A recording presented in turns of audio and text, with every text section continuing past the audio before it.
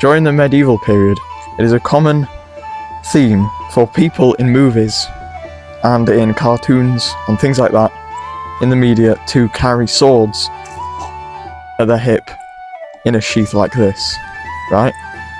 Is this realistic? So, to truly know the answer, we need to study the different aspects of the medieval times and when it is needed to have a sword on you at all times. So we start in the early medieval period, in which the sword is a very expensive weapon of war, right?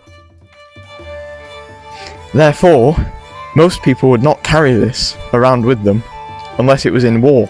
And in war, they would not need the scabbard, they would get rid of it and just have it out. However,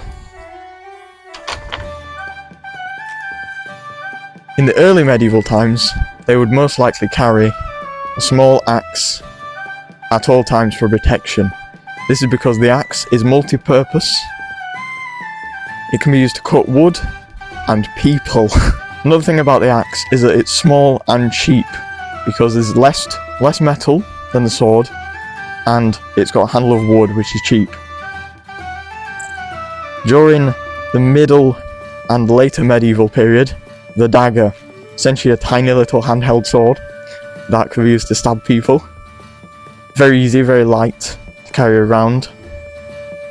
Much cheaper as well because there's less metal, but it's slightly more expensive than the axe.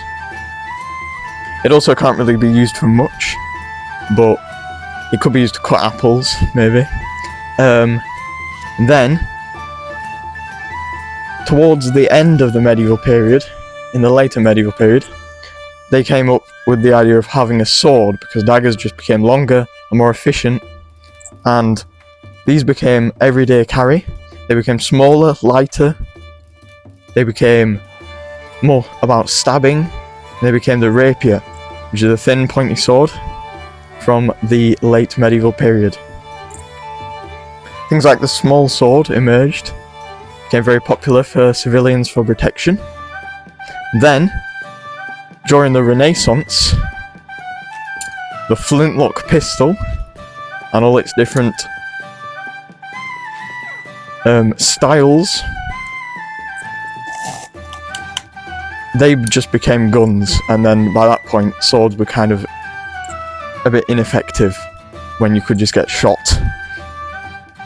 However, it wasn't always the case that people would carry certain weapons at certain times.